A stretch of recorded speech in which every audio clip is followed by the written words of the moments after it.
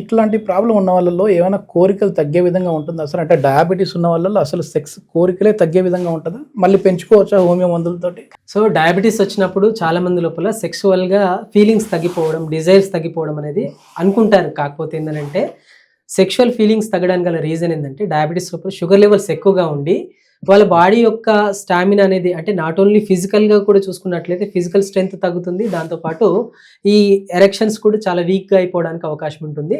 So వాళ్ళ లోపల ఒక రకమైనటువంటి ఏమవుతుందంటే పర్ఫార్మెన్స్ యాంగ్జైటీ అనేది పెరిగిపోవడానికి అవకాశం ఉంటుంది. అంటే ఇప్పుడు నేను చాలా వీక్గా ఉన్నాను, సెక్స్ చేస్తే మళ్ళీ కూడా తొందరగా వీర్యం పడిపోతుంది, దానివల్ల నెక్స్ట్ టైం కూడా పర్ఫార్మెన్స్ చాలా వీక్గా ఉంటుంది అనే ఒక రకంగా సైకలాజికల్గా ఒక రకమైన ఫియర్ అనేది డెవలప్ అవుతుంది అనమాట.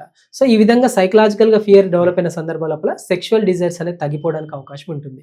సో ఈ డిజైర్స్ తగ్గినప్పుడు నెక్స్ట్ టైం ఇంకా సెక్షువల్ వీక్నెస్, సెక్షువల్ డిజైర్స్ పూర్తిగా తగ్గిపోవడానికి అవకాశం ఉంటుంది. అలాంటి సందర్భాల లోపల హోమియోపతి లోపల, హోమియో వైద్య విధానం లోపల ఏం చేస్తామనంటే ఫస్ట్ అండర్లైన్ కాజ్ ఏంటి, ఎక్కడ ఈ ప్రాబ్లం స్టార్ట్ అయింది, డిజైర్స్ తగ్గడానికి గల కారణం ఏంటి. అంటే కొందరు లోపల ఏంటంటే ఆల్ ఆఫ్ సడన్గా లవ్ ఫెయిల్యూర్స్ ఉంటాయి కొందరికి. ఆ సందర్భం లోపల ఇప్పుడు మళ్ళీ నెక్స్ట్ ఏదో మ్యారేజ్ చేసుకుంటారు.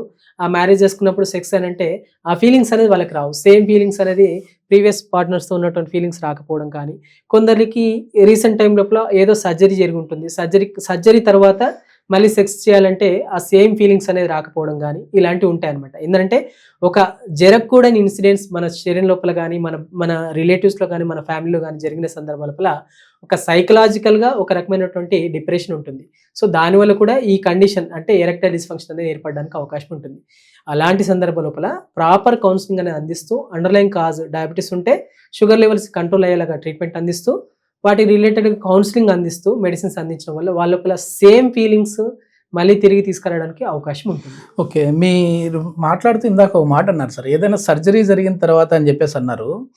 సో కొన్ని కాల్స్ అక్కడ ఫర్ నవీన్ ఇంటర్వ్యూస్ అని నాది పెడుతూ ఉంటాను సార్. సో డాక్టర్ అనుకుని నాకు కాల్ చేస్తూ ఉంటారు. సార్ సర్జరీ అయినాక అంటే బ్యాక్ పెయిన్ ఇప్పుడు L4, L5 సర్జరీ అయిందండి, దాని తర్వాత నుంచి నాకు కోరికలు వస్తున్నప్పటికీ పార్టిసిపేషన్ చేయలేకపోతా ఉన్నాను, మా పార్ట్నర్ చాలా వరకు కూడా డిసప్పాయింట్ అయిపోతా ఉంది, త్వరగా అవుట్ అవుతున్నా అంటుంటారు. ఈ బ్యాక్ పెయిన్ ఉన్న వాళ్ళలో కూడా ఈ ప్రాబ్లం చూస్తారా సార్ మీ దగ్గరకు వచ్చే పేషెంట్?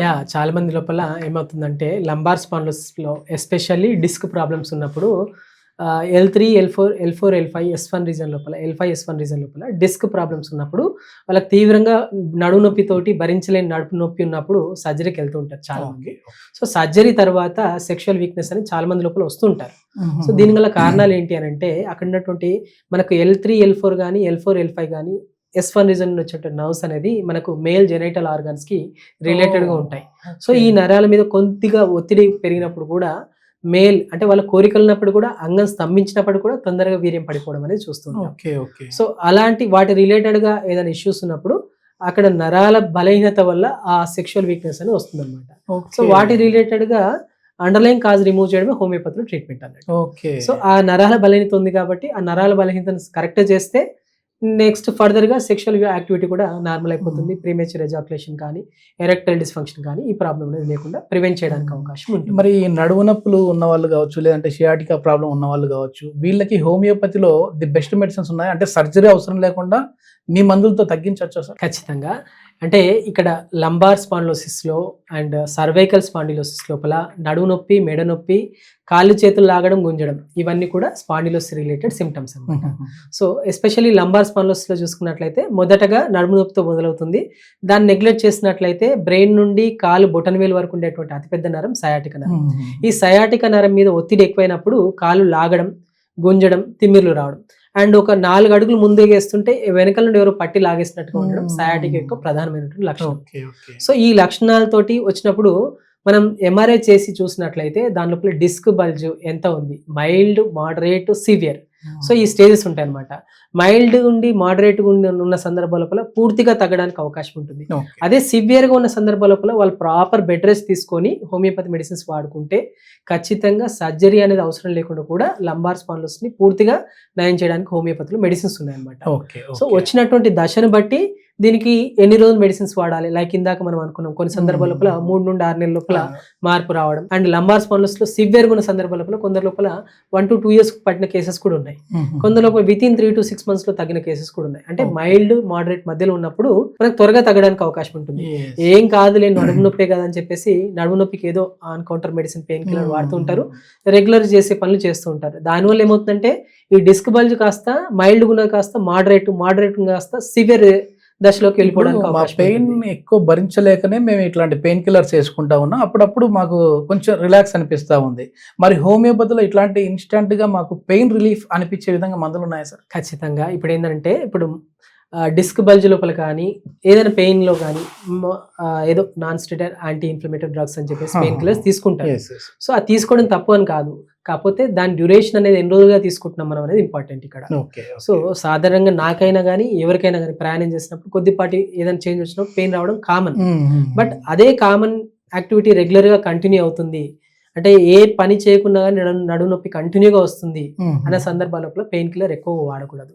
బట్ హోమియోపతిలో ఉన్నాయా దానికి రిలేటెడ్ గా మెడిసిన్స్ అని అంటే అక్కడ ఉన్నటువంటి టెండాన్స్ కానీ లిగమెంట్స్ కానీ మజిల్స్ కానీ వీటి రిలేటెడ్ గా టెంపరీ రిలీఫ్ ఇచ్చేటువంటి మెడిసిన్స్ కూడా హోమియోపతిలో ఉన్నాయి.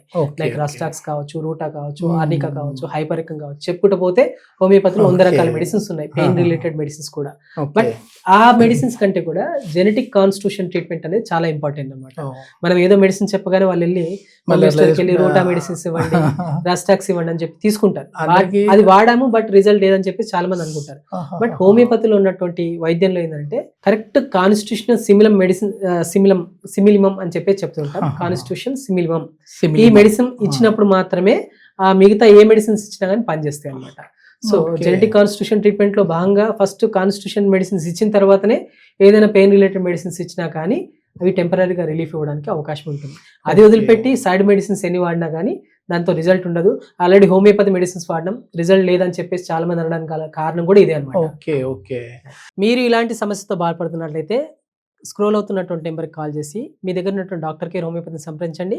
ఖచ్చితంగా వాటి రిలేటెడ్గా సిమ్టమ్స్ ఏమున్నాయి, ఏ విధంగా మనం డైట్ చేసుకోవాలి, ఇవన్నీ కూడా పూర్తిగా వివరించి ట్రీట్మెంట్ అందిస్తారు. మీ ప్రాబ్లమ్స్ మదర్ టించర్స్ అనేది హోమియోపతిలో అందుబాటులో ఉంటాయి అనమాట. ఈ మదర్ టించర్స్ తోటి లైక్ కొన్ని అశ్వగంధ కానీ, డామియానా కానీ, యుహంబినం కానీ ఇట్లాంటి కొన్ని మదర్ టించర్స్ ఉన్నాయి. వీటితోటి ఇమీడియట్లీ యాక్షన్ అనేది స్టార్ట్ అవుతుంటుంది. అండ్ లాంగ్ టర్మ్ లోపల అండర్లైన్ కాజ్ ఏంటి అనేది ట్రీట్ చేస్తూ అండ్ టెంపరీ రిజల్ట్ ఇచ్చేలాగా హోమియోపతి మెడిసిన్స్ ఇస్తాం. అంటే ఇప్పుడు అంగస్తంభన సమస్య ఇప్పుడు వాడితే ఇప్పుడు 3 నెలల తర్వాత అని అంటే వాళ్ళకు సంసార జీవితం లోపల చాలా ఇబ్బందులు వస్తాయి. సో అలా కాకుండా హోమియోపతి లోపల ఏంటంటే స్పెసిఫిక్ గా కొన్ని మెడిసిన్స్ ఉంటాయి అనమాట. సో ఆ మెడిసిన్స్ అందించడం వల్ల ఇమీడియట్లీ మనకు రిజల్ట్ ఉంటుంది. సేమ్ లైక్ అలోపతిలో కానీ మిగతా మెడిసిన్స్ ఏ విధంగా రిజల్ట్ ఇస్తాయో ఆ మాదిరిగా రిజల్ట్ ఇచ్చేలాగా మెడిసిన్స్ ఇస్తుంటాం. మోర్ ఓవర్ హోమియోపతి మెడిసిన్స్ వాడడం వల్ల చాలా బెనిఫిట్ ఏంటంటే ఎలాంటి సైడ్ ఎఫెక్ట్స్ ఉండదు. సో ఇప్పుడు ఆన్ కౌంటర్ మెడిసిన్స్ తీసుకున్నారు, ఈ రోజుకి పని అయిపోయింది, కానీ రేపు పొద్దున మార్నింగ్ వచ్చేసరికి